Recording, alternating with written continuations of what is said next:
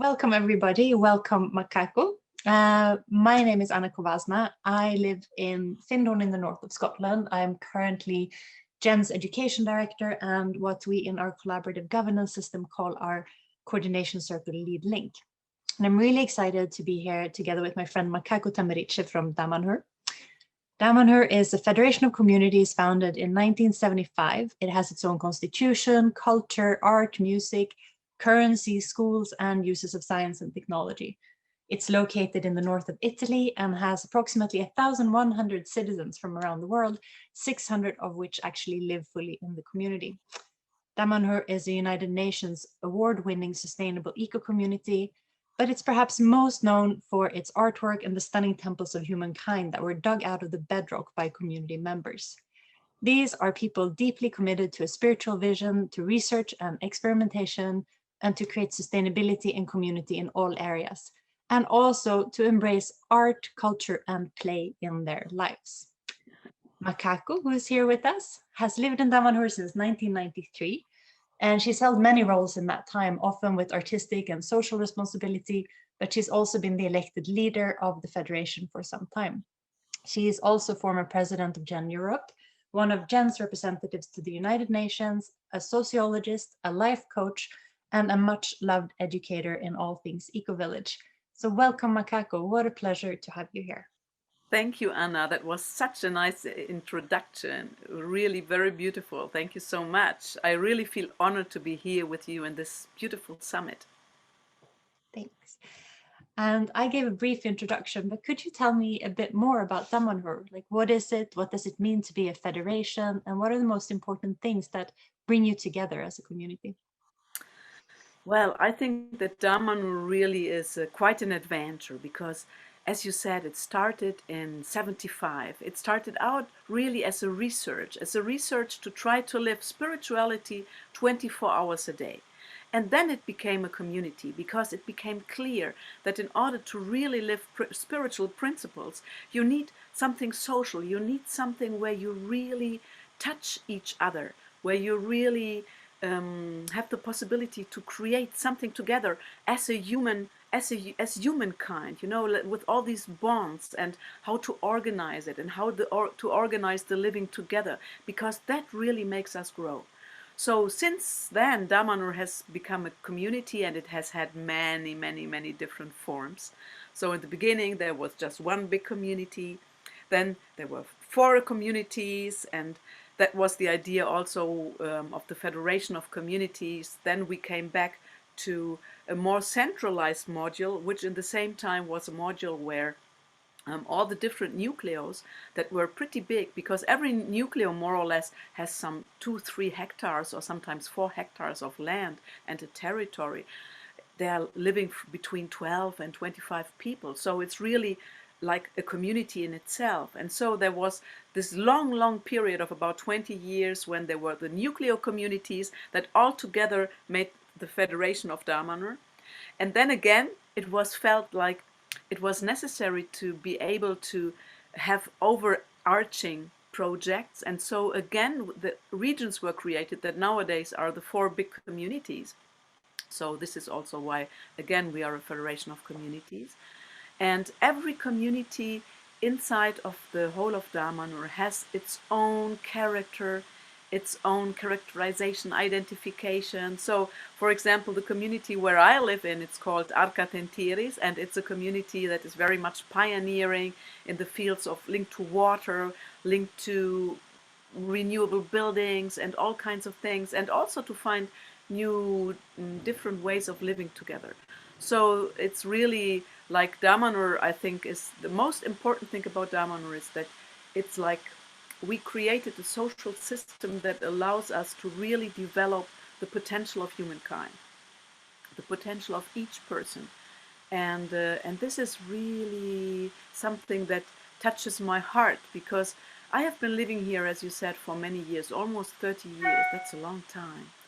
And in this time, I have seen how people transform, how I transform myself, how you can really, through community life, access a lot of your talents that you sometimes you even don't know that you have them.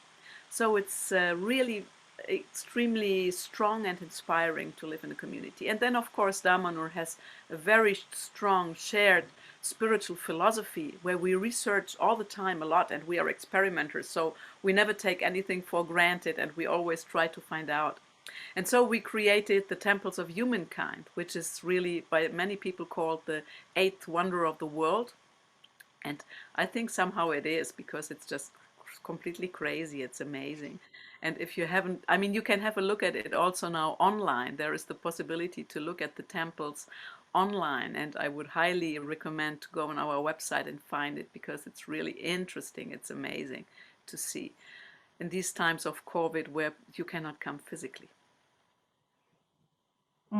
So rich. I already have so many things I would love to talk about only in what you said. But you mentioned a little bit about your personal journey in the community. Do you want to tell us a bit more about that? Like, what brought you to Damanhur and what does it mean for you to be there? Yeah, that's a long story actually. I try to make it not too long. So, so I used to be. I mean, I was born in Germany, and I never really felt at home in Germany, where everything when I grew up was granted. You know, so I felt something was missing, like the real contact with life. And so I decided to travel, and I traveled for quite a long time. And then I settled down in Italy, because just I felt like it was a nice place to settle down. And I studied philosophy, and studying philosophy, I became a jazz singer, because I come from a very musical family. And so my father was a piano player, my mother was a music teacher, and I grew up with music. And I always thought, if I don't know what to do with my life, I become a singer. And so I became a singer. I became a professional jazz singer, and I toured around the world for a long time, for almost 20 years. And during that time, I was married to a very gifted saxophone player, and he had problems with his ears, with his infection of his ears. And so we came to Met Damanhur actually through prana healing. And and when I met Damanhur, when I saw Damanhur, I remember that I was touring in Japan, and we were touring in Japan, and it was great. We could have stayed in Japan as Westerner jazz musicians, having a great success.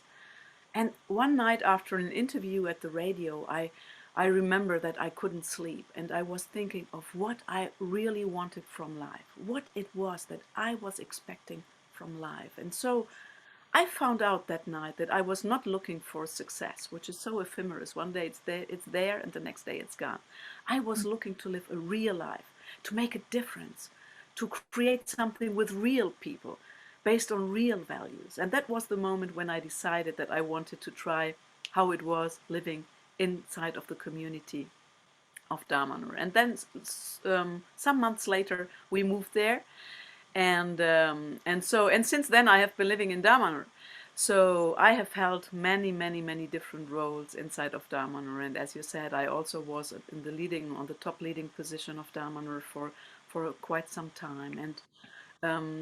And I have experienced so much. I think the most important thing really is that you realize that every human being is full of potential, and that everybody has an enormous amount of possibility and talents, and that together with the others you are able to look at them, to find them, to tear them out of yourself, to develop them. And so it's an incredible journey of self-transformation, of continuous self-transformation. Also because it's not easy to live in community. It's really beautiful. And I think it's the most enriching thing in the world. And for me, I cannot do without it. But in the same time, it's really challenging, because things change all the time. You have continuously look at your ideas and find a middle point with the ideas of others, and find ways to solve conflict, because we're more than two people together, there are more than two different opinions. So this is something that happens. And so conflict resolution, and really learning to accept the others as well as yourself, and that there is place for everybody if you really allow the others to have a place in your life, you know, then you can also have more space for yourself, actually. It's amazing, but I really feel it's like that. Like living in community, in the beginning, I was very afraid if somebody like individualistic as I was as a jazz singer, you know, very strong on expression and all this. So if it was possible for me to live in community, and actually I found out that I'm a very happy community animal, you know, like really happy, because I found that people inside of communities become more themselves, become more characteristic actually, become more closer to who they really are, because they're not wearing all the masks all the time. Because in community you learn you have to go beyond the masks. Otherwise it's not possible to really create community. That's about me. Yeah, and then I've been very active in Jan, of course, for many years. I mean, I was the representative, and I still am a kind of ambassador for Damanhur. And so, as representing Damanhur, I was part of the Eco-Village movement for the last 15 years. And that was another really amazing journey, I must say. I have been so happy. I also held the role of the president of Jan Europe for many years. And I'm still active inside of the Global Eco-Village Network, just because I think that it's really the family of families, the community of communities, and it's so important to have a place where to share amongst communities, like a place like Jam. So I think it's so important because we all have so many things in common, all different communities. They're all different and they have so many things in common, because it looks like there are some principles and some structures that are inherent in community life. And this is something that I love to explore as well. Hmm.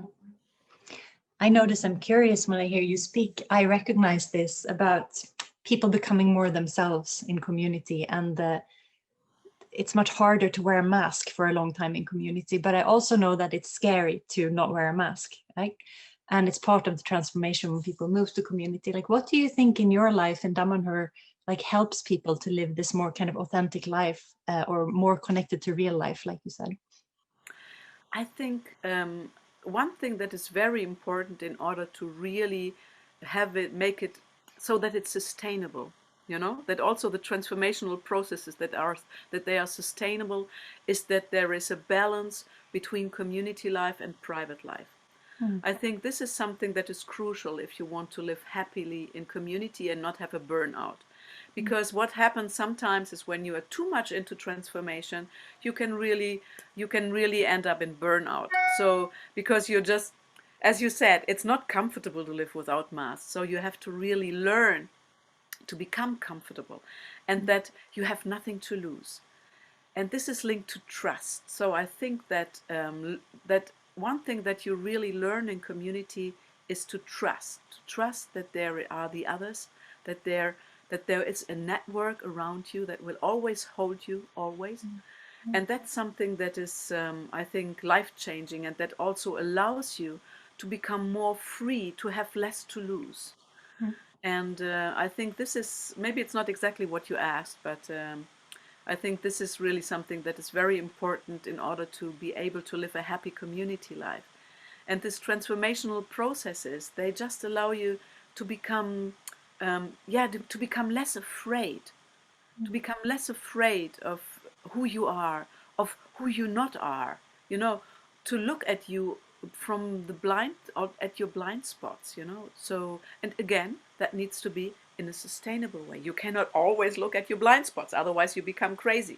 So you have to do a little, and then you have to be really also pampered a little bit by the community, in the sense that you know that the others love you and that you love the others, and that there are times when you can't stand them, when you even don't want to look at them, but still you know that at the base there is this deep love for people who share the same approach, the same, let's say, courage to try to do something different. Mm.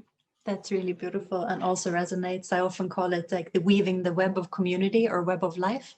And for me, in my experience, it has felt like in my darkest times, like landing in a basket held by my community members, you know, that I didn't know was there even before I really needed it. And it has really changed my perspective on life, for sure.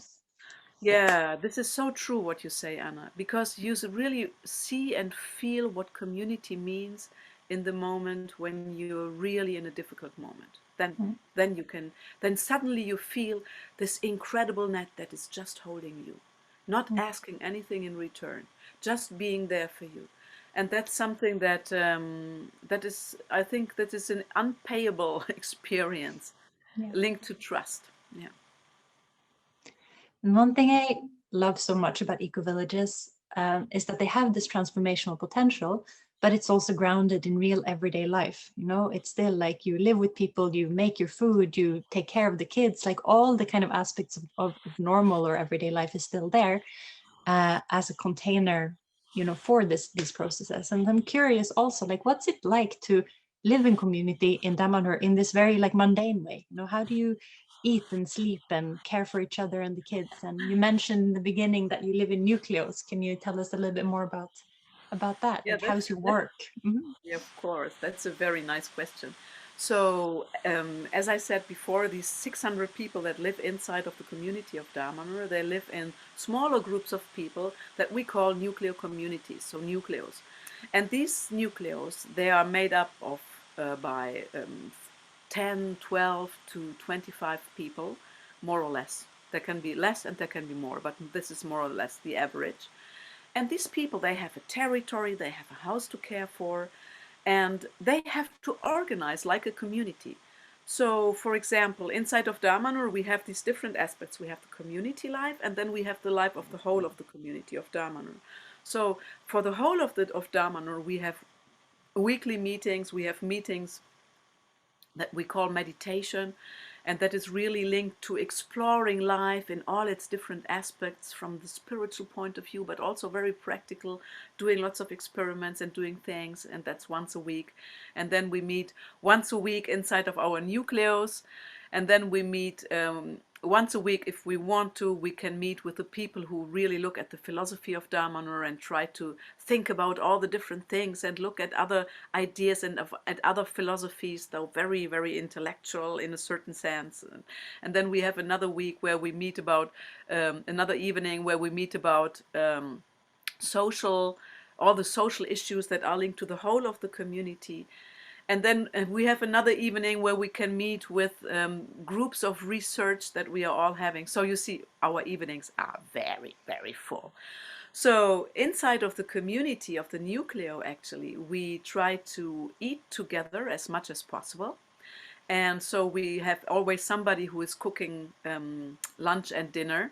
And then we have somebody who, and the same person will do also the cleaning in that day. So every person at the moment, for example, usually it's a person has a half a day of shift for the community. So where you cook and clean and do all these kind of things. And now at the moment in my nucleo, we're trying to an experimentation. So we try to put the dinner and the lunch together so that every person has only one shift every 2 weeks. And that's very nice in order to gain some time, because as you can hear, we are very, very committed people and we have really a lot to do. So we are in this moment of time, we are really trying to create more time for research, to study, to do things that you like, and so to lighten a little bit also the commitment of, not the commitment, but the actual community duties, let's say.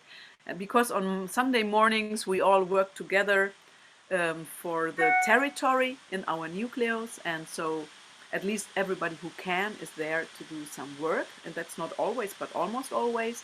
So you see, that's a lot to do. And so we eat together for lunch with the people that are on the house. So for example, I live in a house that is pretty far away from the center of Damanhur. So people who work at Damanhur, sometimes they stay over for lunch at where they work, and then they come for dinner. They come home for dinner. And then everybody inside the nucleo has a specific task. So as ideally also every nucleo has a characterization inside of the communities who have a different characterization, also every person has a specific task inside of the nucleo. So somebody is responsible, is elected, like the person to be the spokesperson for the nucleo. And this spokesperson will meet also once a week with all the other spokespersons from the other nucleus of the community. And then as I said, we meet once a week. We meet at least once a week. Actually, in my house, we also, as we have cut on the time on the shifts, so we cut one shift for everybody. We said, but then we want to dedicate ourselves some quality time.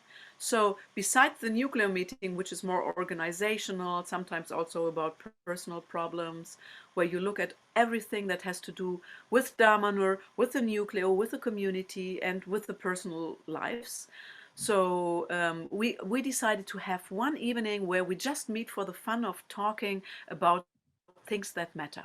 So we meet once a week to talk about things that matter for us, you know. So we share about our personal things, we share about past lives, we share about our aspirations, we share about themes that are at that moment really important, and so on and so on and so on.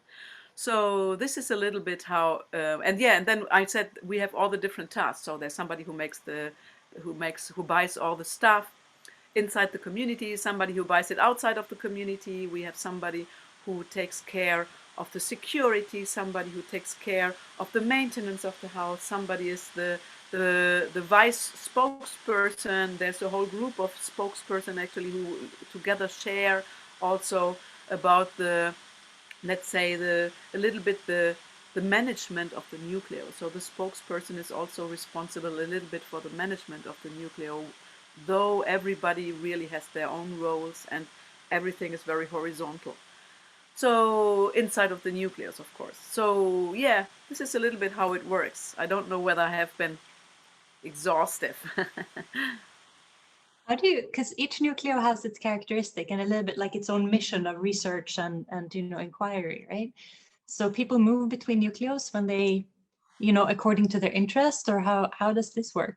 Yes, yes, this is how it works actually. So, as I said, in this moment of time, the communities have become even more important in their identification than the nucleus themselves. So, the different communities have really very different accents and focuses. So, you choose the community you want to live in first of all, and then of course you also choose according to the mission of the nucleo.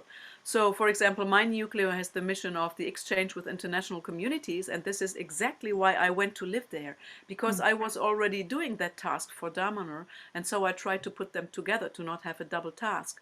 And our neighbors, they are, for example, experimenting with all kinds of renewables, with all kinds of appropriate technology, and so, and then there is another nucleo here in my community that is very much dedicated to elderlies, because they have many people that are living there that have a higher age, and it just happened, and so out of that also grew a function.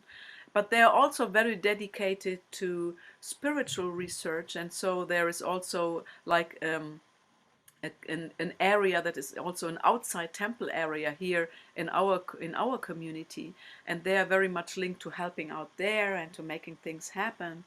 And then there is another nucleo in my community that is linked to the exchange, especially with the Spanish-speaking countries, and so on. And there's another nucleo in other communities that is dedicated very much to education.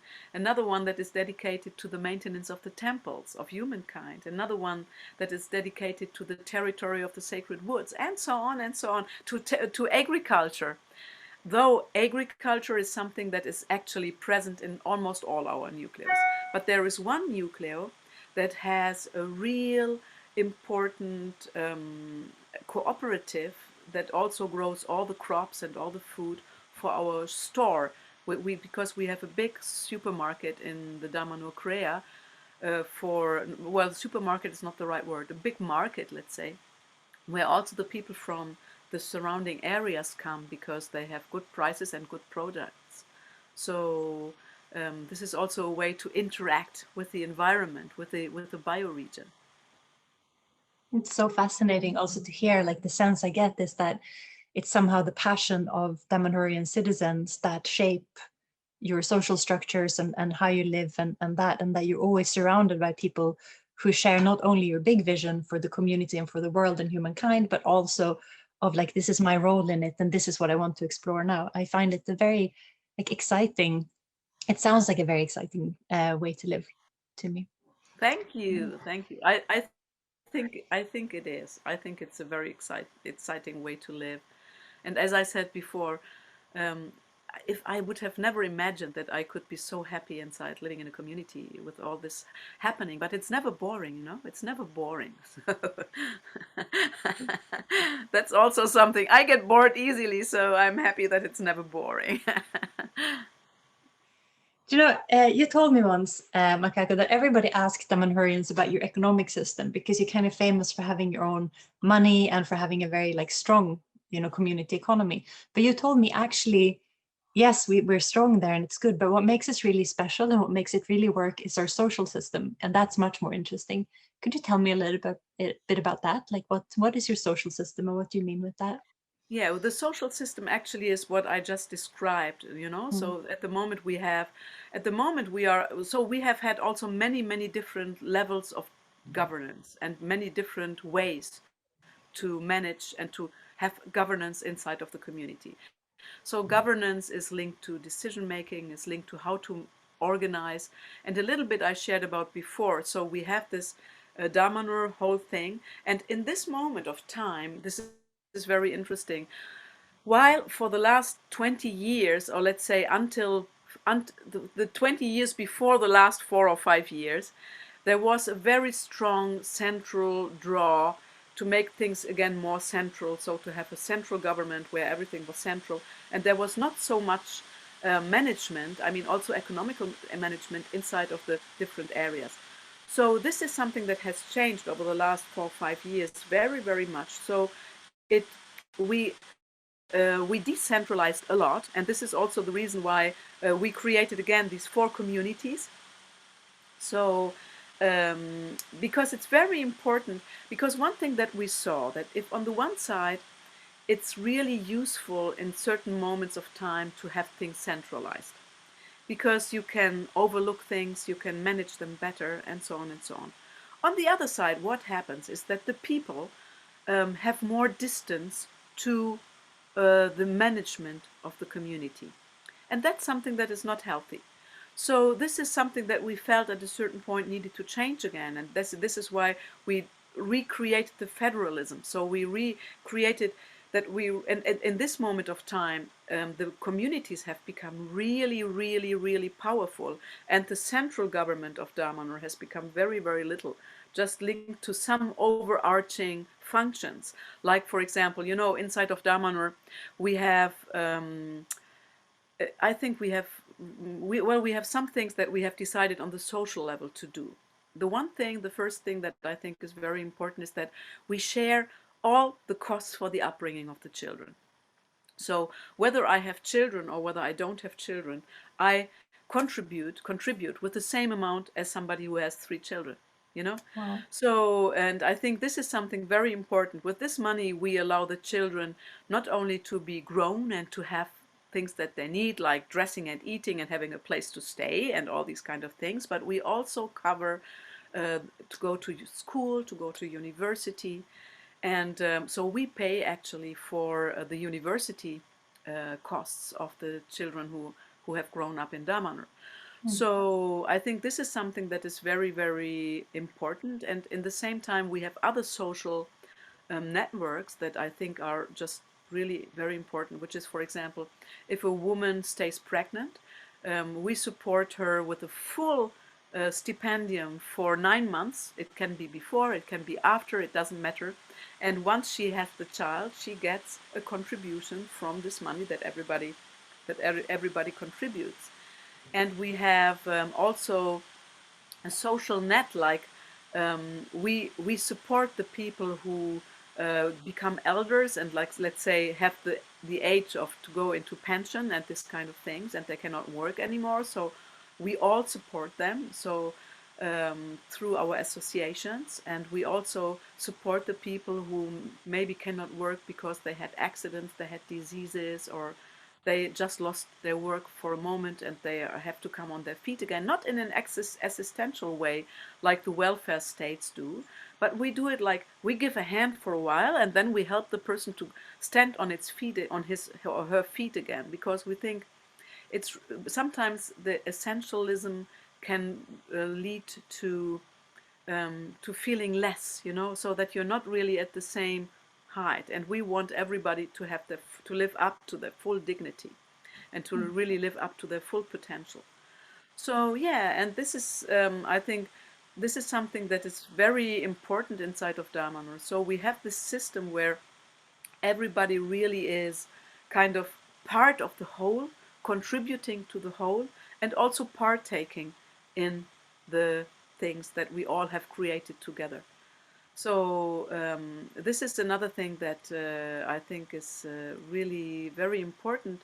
And also, I think you can do this only if you have a certain amount of people, because otherwise, in smaller communities, it's more difficult to really create such a strong solidarity system as we have developed. And yeah, that the elders, that they are really looked upon as wise people, and that they are living inside the nucleus together with the young people, and that we have the different age groups inside of one nucleo. This is so enriching, you know, because it really helps a lot to have different life energies present all the time in the same nucleo, and that is very beautiful. And I think that also some other things that we have on a social level that are actually more linked to research is that we have something that is called the Teknarkato, which is very difficult to translate. And we have the game of life, which the game of life is really linked to the refinement of groups, while the Teknarkato is linked to the refinement of the individual. So we write every 6 months now, before it was every 3 months, we write ourselves a program how we want to work on ourselves, both on what we want to change about ourselves, but also what we want to acquire, what we want to gain, where we want to have fun with our talents and so on, and how we want to interact with the others. So this is an incredible tool, and we share this with all the others with all the other people that we live together with. So we all know what we are working on, and we can help each other. Especially when we are kind of getting off track, you know, or something like this, or when we are really very strongly on track, so that people really support you and show you that you are in the right, going in the right direction. It's super fantastic. And I've loved listening to also this concept about the game of life. Don't know if we have so much time to go into it, but just I've been very impressed over the years of talking to Damanhurians of this approach to life as a game, but not in a frivolous way, but just being like you seem to have created for yourself a space of playful freedom in which to investigate what it really means to be alive as you in this time. And I find that a very beautiful trait of your community life. Oh, thank you, Anna. Ideally it's like that, and then sometimes we are not so good in it, but Of course. ideally it's exactly like that. Yeah. I feel like you've touched on a lot of aspects of this, but Damanhur has been around for a long time, and you're a big and strong community, and everything you share just shows me how much trust and solidarity you have actually built within, your systems. And this shows, it's for me like great signs of resilience. Like clearly, Damanhur is a resilient community in many ways, probably also ecologically, which we haven't spoken so much about. Uh, what do you think creates this resilience, and how is it helping you now? Because I know that also the pandemic and COVID has been really hard for Damanhur. So I'm curious about this. What makes you survive and thrive in this way? I think this is a very important question because, as I said in the beginning, Damanhur started out as a spiritual community. So, I mean, inside of the eco-village world, we have seen that we have different communities who have different starting impulses of the community. And then after a while, all the different aspects are present after a certain number of years with a certain number of people. And the spirituality for Damanhur really is very important because we have a shared spirituality, and we feel ourselves like explorers. Our idea is to awaken the divine flame that is inside of us and to connect with it, because we think that it's present in everybody and that it's our task to bring meaning into life. Because to say it in a very simple, in a very down-to-earth way, for us spirituality means to bring meaning into life. So to bring the spirituality into everyday life. And this is something that is exactly the expression of the community at the end, because we really think that we want to bring meaning into everything that we do. This is why we have created the temples of humankind, because we wanted a place where it was possible to really meditate, to spend time, it's important for people to have a place that they consider sacred. You know, in every human group, this is something that sooner or later comes up. Many people even have a little space, a little altar or a little something where they have their crystals or their bells or their things, their incense in their houses. You know, it's just like we feel the need to create a sacred space. And so creating the sacred space, this huge, incredibly huge, very beautiful sacred space of the temples, we have been identifying very much with our mission to really link human beings with human beings, and to link the human beings with the other worlds. So with the world of nature, with the trees, with the animals. So we think that they're all worlds that are coexisting contemporarily, and that it's so important to really to understand that they're all part of one big world that we need to kind of regain and reconnect in a certain sense. That because we lost connection with the plant world completely. I mean, not completely, but very much. We don't even know how intelligent trees are, and that they really communicate, and that they can communicate with us. We have created an incredible device that is called the music of the plants, that can detect the electric conductivity between the roots and the leaves, and really and you see that the plants learn how to change their life interactions in order to communicate with you. So you can sing with them, it can be translated into music, and it's amazing really the research that Damanhur has done with all the different, with the plant world. Yeah.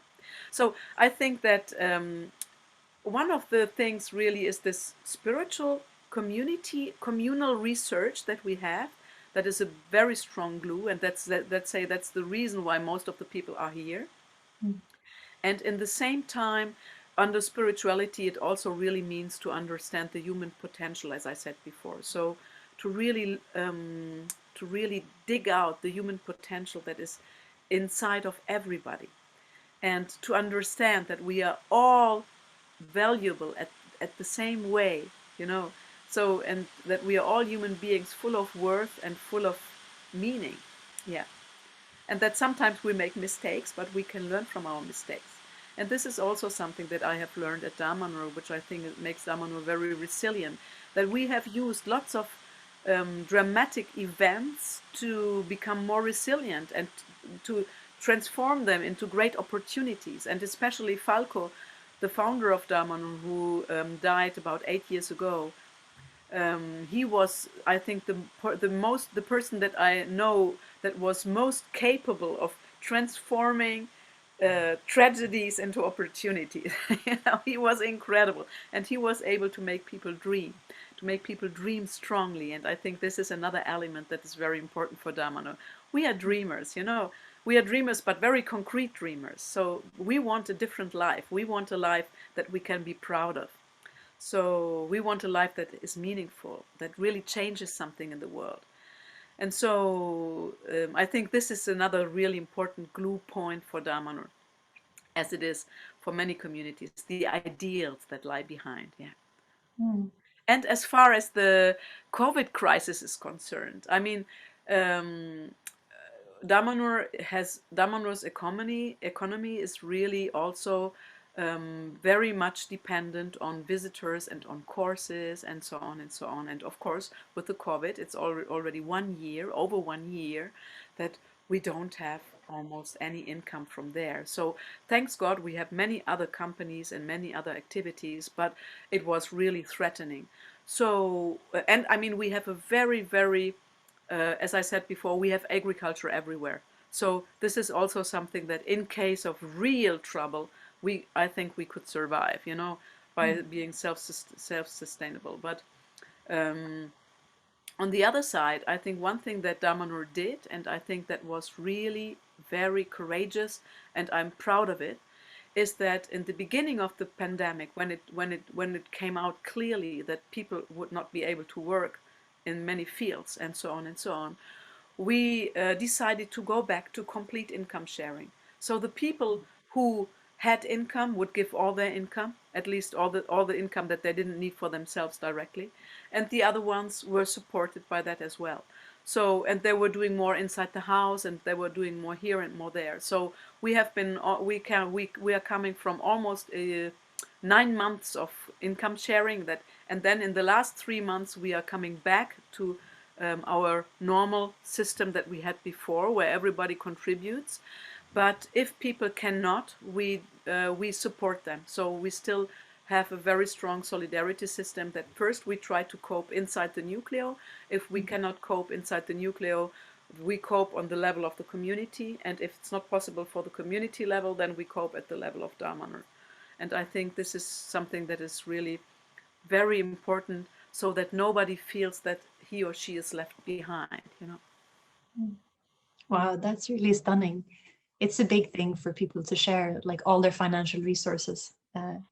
How do you what's your normal What's sort your? of what's your normal system there? Oh, our When you're normal not system fully is. income Oh, yeah, sharing. yeah, yeah. That's a very good question. Our normal system is that everybody has an income and they earn money, and then we contribute to all the different parts of Damanur that I said before, to all our social system, to the projects, to the life in the nucleo, to some parts of projects in the community, to other projects, and so on. So actually, at the end, I must say, usually, of course, everybody has some personal money, but we actually contribute to a lot that is linked to the richness of the community.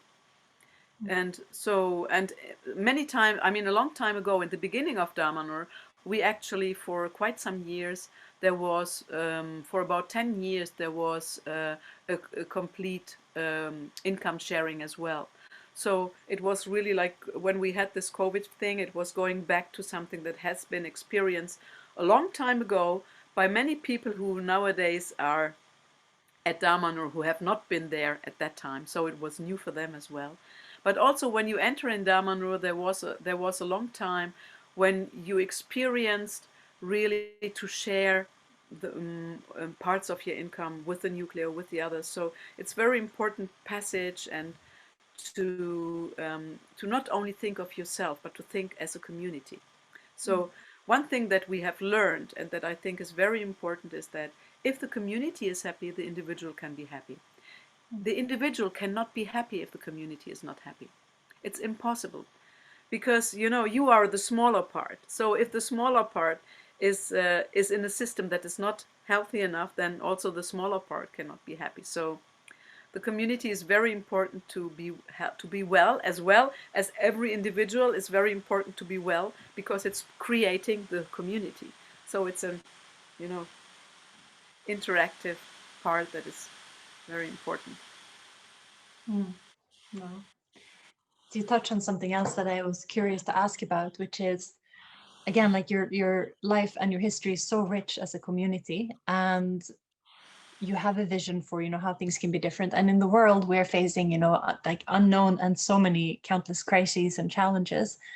And I'm always curious about like within our movement and within eco villages, and now for Damanhur in particular, like what do you think that your contribution is now? Like what are really like you shared a lot of wisdom already, but these kind of key nuggets of wisdom that you have lived and learned that you think are real contributions that could really support others right now?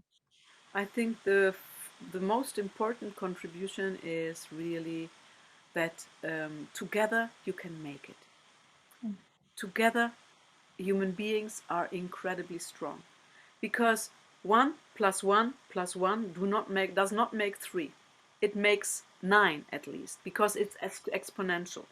So if you are able to trust people, to learn trust and to trust people again, while really trying to do your best and knowing that everybody is trying to do their best, I think this is really something that shows you that you can do it. Also, the building of the temples. I mean, it's really an example that if people together believe in something, they can do incredible things without having financial resources, because we did not have financial resources. So we did it really all by working day and night. You know, during the day people were working in their normal works, and during night people were working in the temples. So it's a lot of dedication, but the more you feel dedication in the others, the more you are available to dedicate. This is like a law. The more you see that other people give, the more you are willing to give. And I think this is something that is very, very important. And I think it's also very important in this moment of time to have a relationship with nature through the plants that you can grow and through the food that you can grow for yourself. So even if you're living in a city, I think it's very important to have a little something on your balcony where you have grow your salad, or where you grow your something. So I think this direct relationship with the food that you eat is something that is also extremely, extremely precious. And I think that, yeah, mm, one thing that is also very important, and I think is to have a kind of, to have a real resilience, is to be prepared. So when the pandemic hit, we had all the masks, we had all the things, because we had been preparing for years for all kinds of situations that might happen.